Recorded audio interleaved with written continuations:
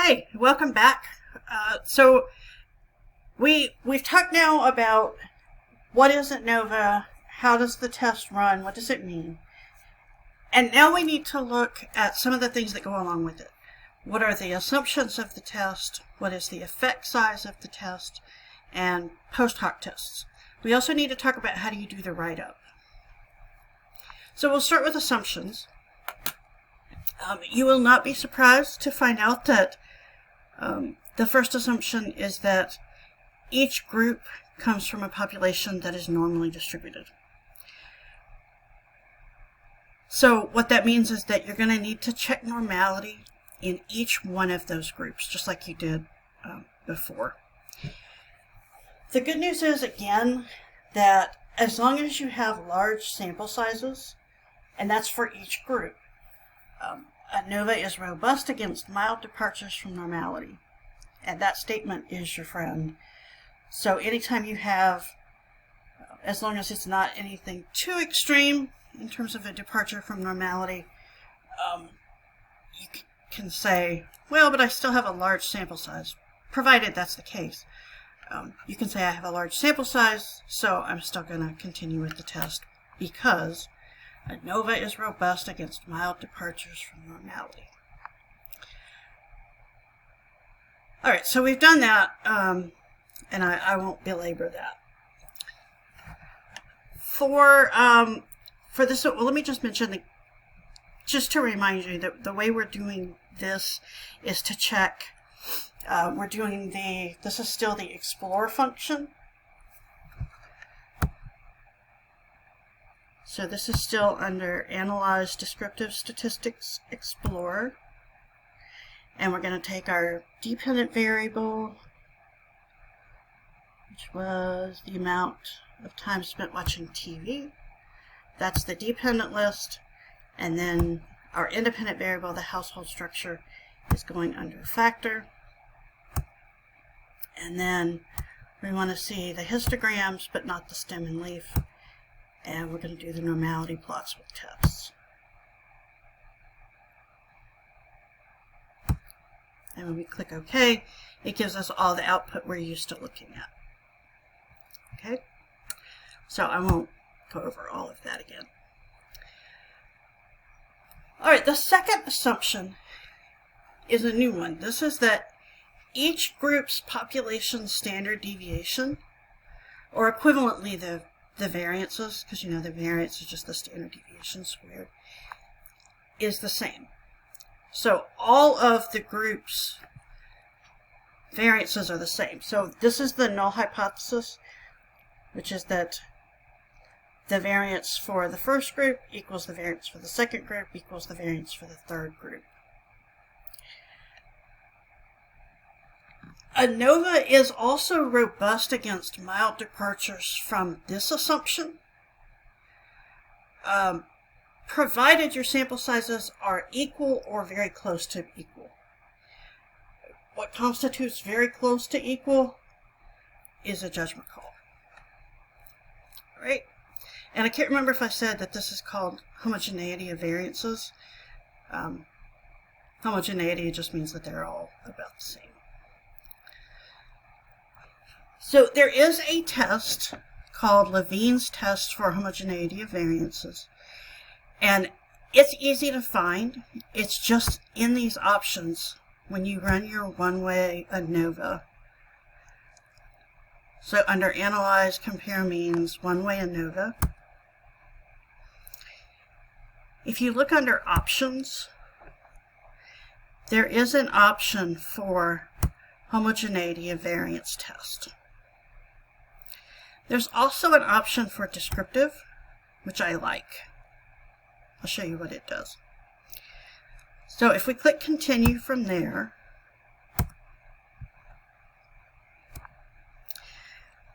this is the descriptives table, which is a nice compact way of doing that. And I'll go ahead and tell you, in your write-ups, I don't mind if you just kind of do a little snipping from that table rather than state the mean of this group is this, the standard deviation of this is this, and the sample size is this. We'll go over that in a little bit, but I'm fine if you just, you know, take a little snip and say, these are my descriptive statistics. This is the snipping tool that I'm a fan of. A student showed me how to use that a couple years ago, and I use it almost every day. All right, so let's look at our output for the test of homogeneity of variances. And I'm going to copy this over as well.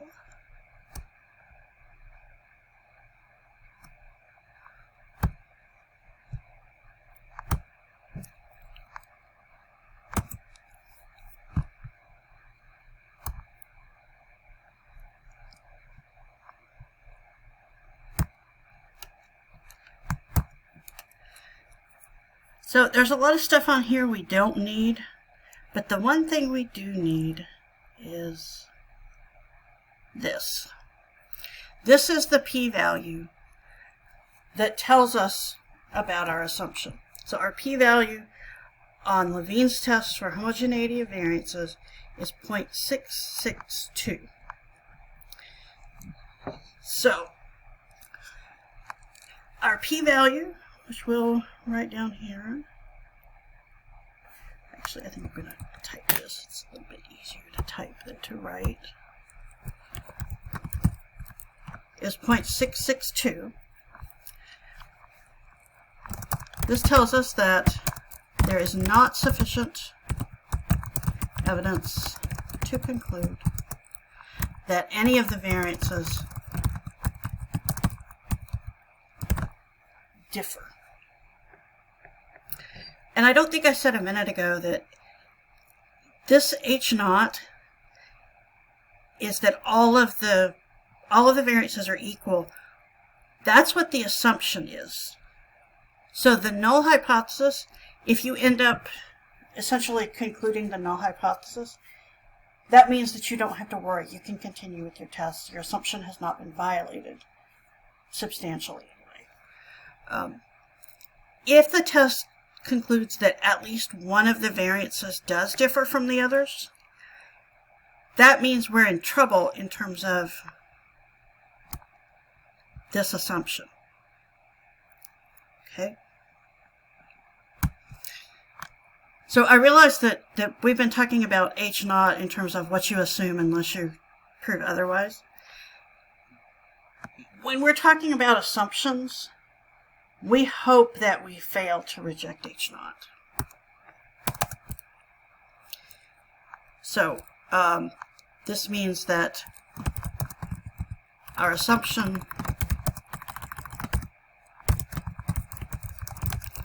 of homogeneity of variances does not appear to be violated. Okay?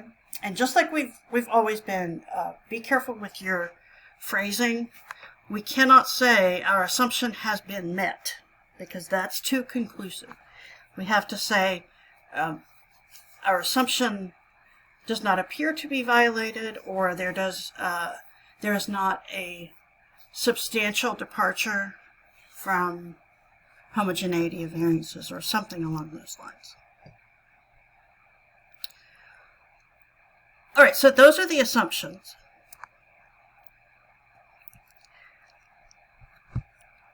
Let's talk now about descriptive statistics. I like to look at, well, I think it's common sense that you'd look at the sample size, the sample mean, and the standard deviation. So I think that just makes sense. The other thing I like to look at is the grouped box plot. Because I think this looks a lot to me like the little things that look like pills, where you can see visually what's going on. And I think you can tell from looking at the grouped box plot that these two groups look like they're not very different from each other, but this group looks like it's a lot higher. So to me, that's very useful. So those are the descriptive statistics that I would suggest you report. All right, now let's talk about effect size. There's this measure called the coefficient of determination, which we're going to be seeing a lot. This is going to be just going to come up again. It's called the R squared. It's a coefficient of determination, the R squared. This is the best way to say this is it gives the proportion of the total variability that can be accounted for in the dependent variable by using the grouping variable to explain it. Now that's a mouthful.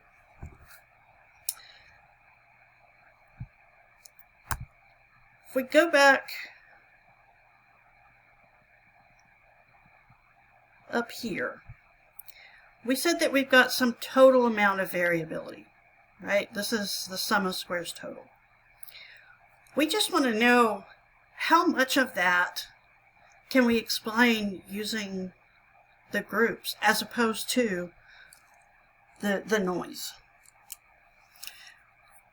And that's exactly what the R squared does. So the R squared is just the ratio of the between group sum of squares to the total sum of squares. So to calculate your R square, you're going to need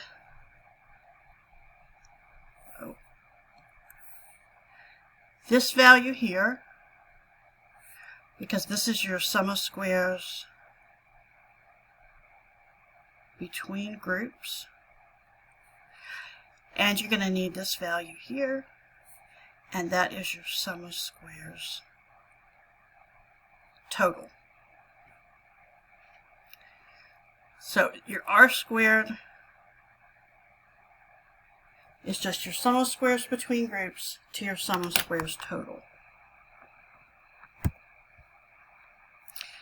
So on the calculator, let's just type in the top part of that fraction, 532.62, and then we're going to divide that by the total sum of squares, 832.125.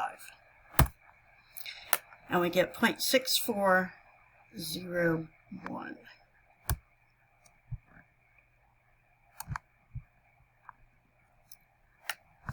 And I've got this formula written here. So our R squared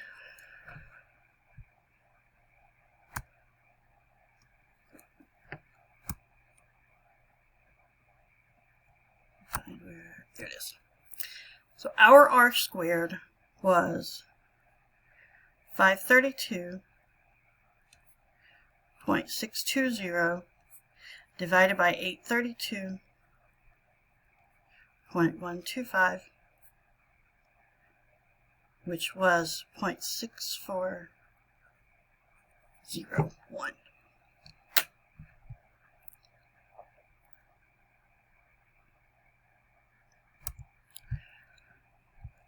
So if we go back down here, again, this gives us the proportion of the total variability that can be explained using the grouping variable. So essentially we're saying, think of it as this. Different children watch different amounts of TV. And the question is, why are they different?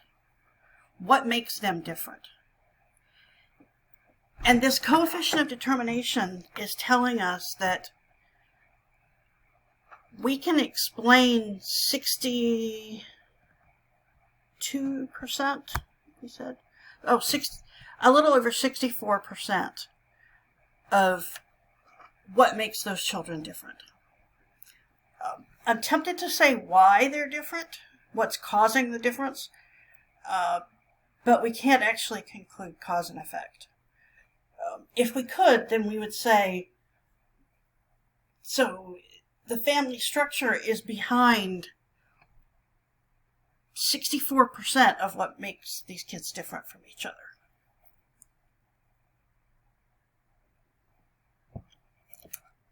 We just have to be careful with our phrasing, as we always do in statistics. We always have to be so careful, but that's the nature of the beast.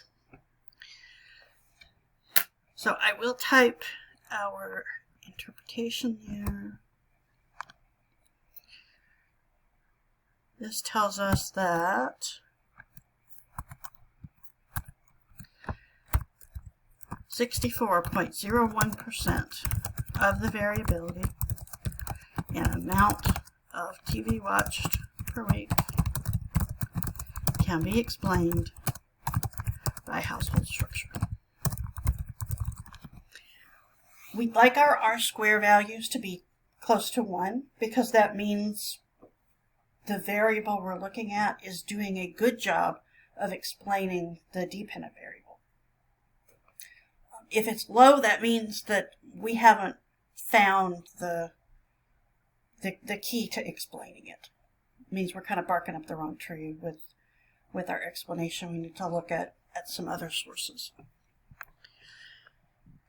There are these rough guidelines, but researchers vary so widely in their opinions that I almost hesitate to give them to you.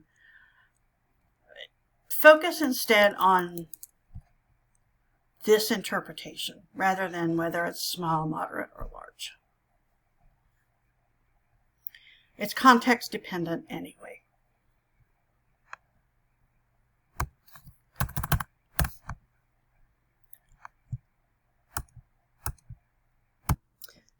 All right, so continuing on, we're going to look at post hoc tests.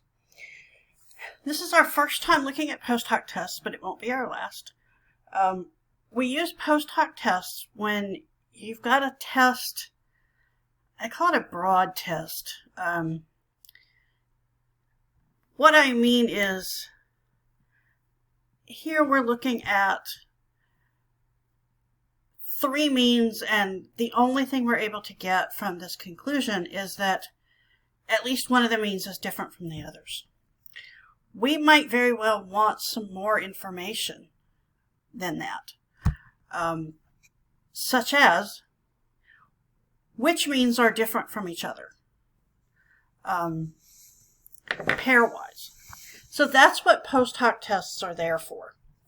Post hoc tests tell you, they help you drill down into the results. So the main ANOVA test tells us that there is at least one mean that differs. So I'm going to actually add this down here because I think it helps make sense of this. So the main test tells that at least one mean differs from the others. The post hoc tests compare pairs of groups so you can see which groups differ from other ones.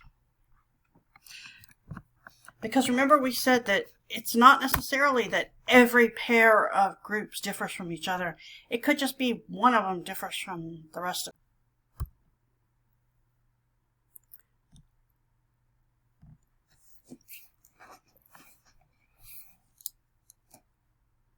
So the hypothesis test, or the post hoc test we're going to use, is called Tukey's HSD. Honest significant difference. Some of these tests have really bizarre names. I don't know the origin of that name. But basically, the post hoc tests that we're going to be looking at compare the groups pairwise to see which groups are different from each other. So if we go over to SPSS, we can go to Analyze, Compare Means, one-way ANOVA. So this is just the same place we've been looking. But under post hoc tests, or under post hoc, this gives us our options. And there are tons of options for running a post hoc test. These are good for different situations, and each one of them has different benefits and drawbacks, and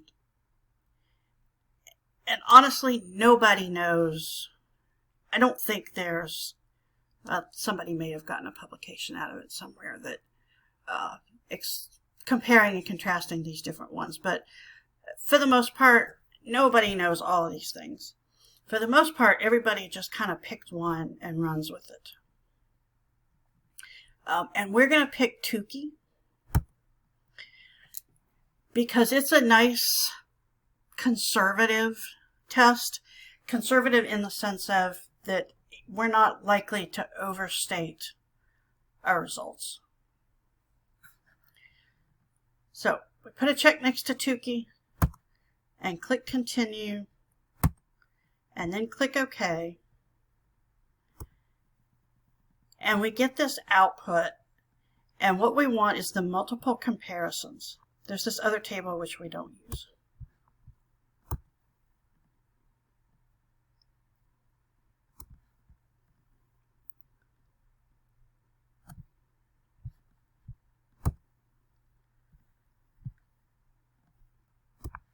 So I'm going to come over here, and we'll draw on this and talk about what we're looking at. So this looks at every comparison. So we've got single parent to both parents, single parent to a parent, and a step parent. Now every comparison is on here twice, so you only need to look at them once. So single parent to both parents is up here, but then both parent to single parent is down here, and that's the same, so you don't have to talk about it twice. So we really have this comparison, and then both parents to parent and a step parent. So those are our three comparisons. Our mean differences are here, so this is just the mean for the single parent minus the mean for both parents. This here is what we're looking for. That's the p-value. And essentially this is like looking at several different independent samples t-tests. It's pretty close to that. If you're thinking about it that way, you're thinking about it the right way. Some of the details are a little different, but that's the right track. So according to this p-value, there is a significant difference between the mean amount of time spent watching TV between single parent and both parent households. According to this p-value here, there is a significant difference between single parent and step parent households. And according to this one has a much larger p-value. This p-value is not statistically significant. So there is not a difference, statistically, there's not a significant difference between the amount of TV spent, the amount of TV time watched in these two household structures. Okay, so this is the p-value for comparing, let me just say, p less than 0.001, so there's a significant difference between single parent and two parent households.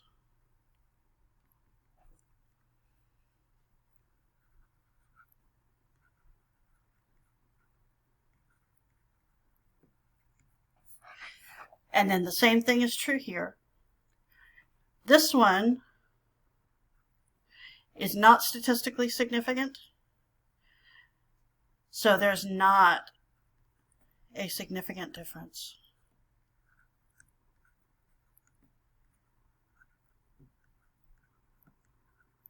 between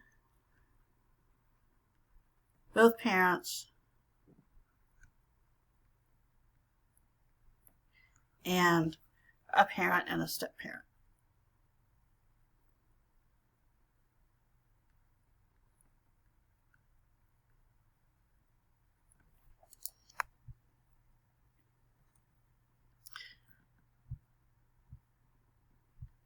So that's what we get from the post hoc tests. So again, the whole point of doing a post hoc test is that the main test did not give us enough detail. It only told us that at least one mean was different. It didn't tell us which one or ones was different. So that's what the post hoc tests are there for. You would generally only run post hoc tests if the main test was statistically significant. So there's no point if you can't determine that there is a difference. If the main test didn't show that there was a difference, it doesn't make sense to figure out what those differences are, or what the non-difference turned out to be, essentially. All right, so now let's talk about the write-up. And just like before, I don't want you to just copy what I have. You can record, write down what these steps are, but this is just one way of expressing some of that. There are variations. So just like we did before, we're going to start with a brief summary of what test we ran. And then we're going to evaluate assumptions. We're going to state the relevant descriptive statistics. And we're going to report the results of the hypothesis test. These last three, these two really, can be switched. Let me say it a different way. Let me say you can conceivably put your descriptive statistics in different places in the write-up. Some of these things really have to be done in a certain order. So you need to evaluate the assumptions first, and then talk about the results of the hypothesis test, and then talk about effect size and post hoc tests. Because just logically, did we have what we needed to run the test? Yes. If yes, then let's continue. Well, this is what we got from the test. And then these last two, you only talk about if the test is statistically significant. Those are kind of follow-ups to that. So let's start with the first part. So here was my write-up. So one sentence saying that we ran a one-way ANOVA to determine if the mean amount of television children watch per week differs by household structure. So nothing too difficult there. And then the next thing is I spent a couple of sentences on my assumption of normality. Ordinarily, I felt like I needed to single out this first group because it has such a high skewness and kurtosis. But the Kolmogorov-Smirnov test was non-significant, so yay. I would say has not been significantly violated. By the way, this is something minor, but it's not correct to say a test is insignificant. It's non-significant. Insignificant sounds like it's a value judgment or something. And then one sentence about Levine's test, saying that, that assumption has not been violated. And then I went to reporting the results of the hypothesis test. So I said the one-way ANOVA resulted in a significant difference in the mean amount of television watched per week based on family structure. So I reported the test statistic and the p-value. And then I said, here's the descriptive statistics. And I pointed to, the key finding there, which was that the children in single-parent families, those actually watched almost twice as much TV per week as the next group.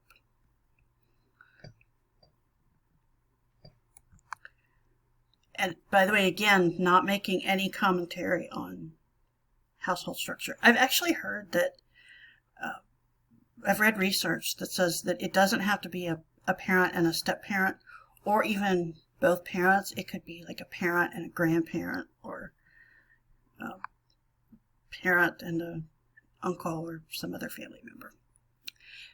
Anyway, as long as there are 2 adults in the house. So,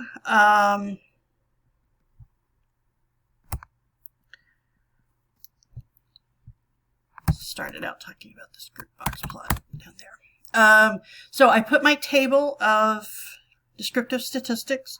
Again, you don't have to state all of them when there are this many. You can just say these are the statistics. Then I reported my effect size. An R-square of 0.6401 indicates that 64.01% of the variability in amount of television watched can be explained by the household structure. This is a pretty high R-square value. And then I talked about the post hoc tests. Say, according to the Tukey post hoc tests, there is a significant difference between single parent and 2-parent households, or both parent households. And there's a significant difference between single parent and step-parent households. I didn't talk about the one that was not significant because I just stated the ones that were. There might be some situations where you've got a lot of group comparisons and you don't want to talk about all of them. It could be that you state all of them were statistically significant at this level, except for, this pair or these 3 pairs or something. Anyway, and I included the grouped box plot because I thought it was so useful in talking about the conclusions. All right, so that's it for this lesson, and I look forward to seeing you in class, and we'll get some practice on this then. See you later.